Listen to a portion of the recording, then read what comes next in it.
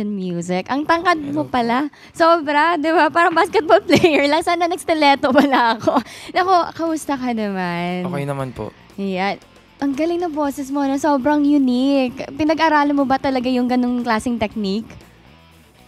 Napag-aralan din minsan nung... Iba-iba yung speaking voice niya, no? And yung voice niya habang kumakanta. Pero special ka talaga dito sa Letters and Music. Kasi ang alam ko, first time mo dito. Yes, and special din yung mga fans mo. Kaya pagbibigyan natin sila. Dahil meron silang mga konting mga simpleng questions lang naman for you.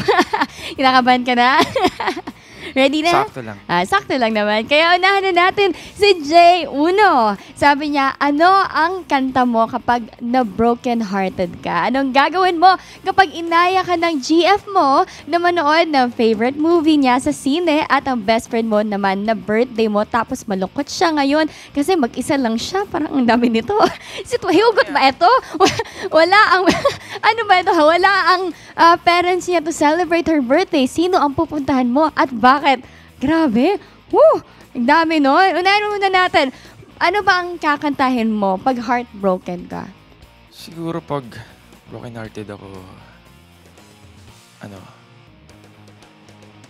fixing a broken heart. Fixing a broken heart. Yes. Okay, fixing a broken heart. Pwede din yun. Pero paano, pwede kang magbigay ng konting-konting sample lang. Pag ano ba yung magiging expression mo kung heartbroken ka at kakantain mo yun para sa isang special someone na nag-break ng heart mo? So, kakantin. Yeah, kahit konting-konting lines lang. You really know where to start, fixing a broken heart. Aww. You really know what to do. Your emotional tools can cure any fool whose dreams have fallen apart. Fixing a broken heart. Oh, naku, sakit nun. Fixing a broken heart talaga.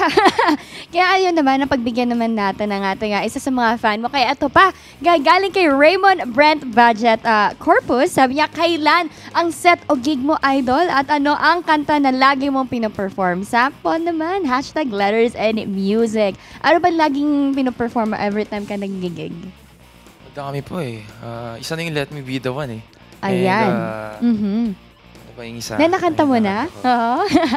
Ano pa ba bukod sa Let Me Be The One? Tadhana. Tadhana. Ayan, alam mo na kung ano mga favorite songs. Pero syempre,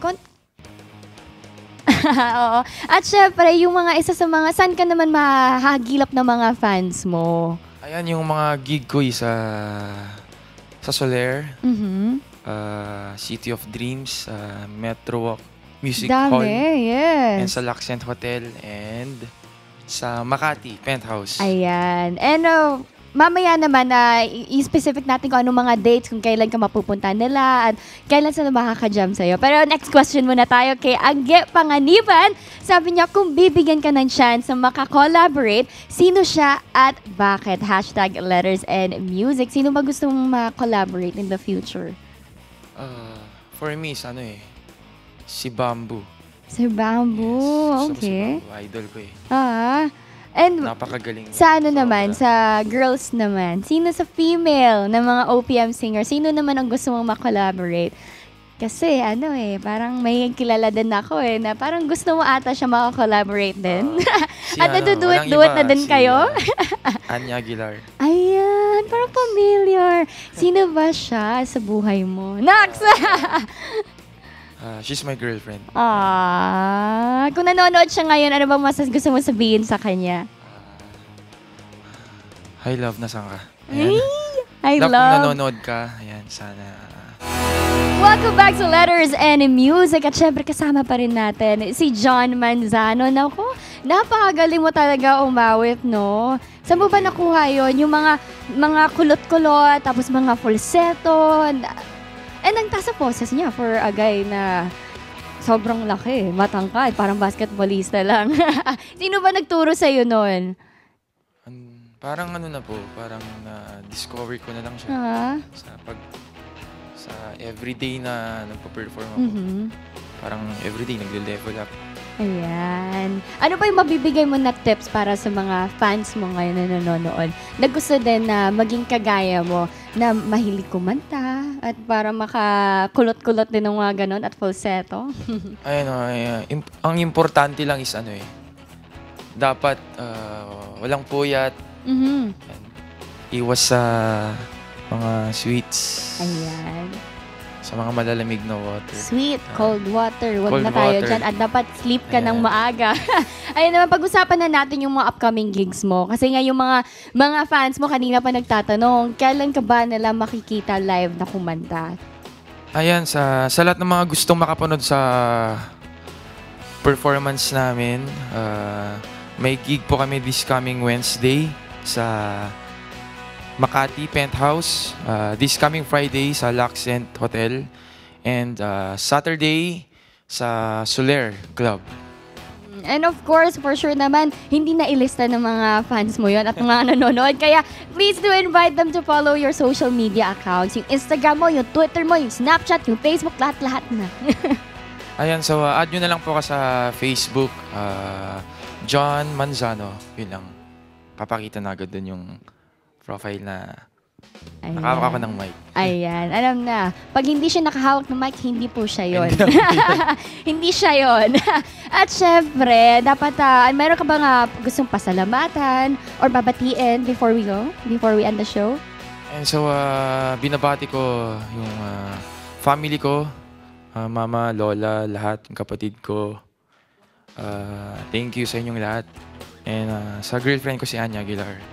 Nax, sweet naman. Ako, for sure, kinilig na yung mga nanonood ngayon sa bahay-bahay nila. Pero thank you so much, John Manzano. Thank you so much dahil napagbigyan mo kami mga letters and music ng mga fans mo na. Dahil narinig namin na magandang voice quality mo at tinig. Nako, thank you so much and congratulations. Thank you so much. Kaya ito nga, pero bago tayo mag-end ng letters and music, ay laging maging updated sa mga happenings dito sa letters and music at nakataas talaga yung ko.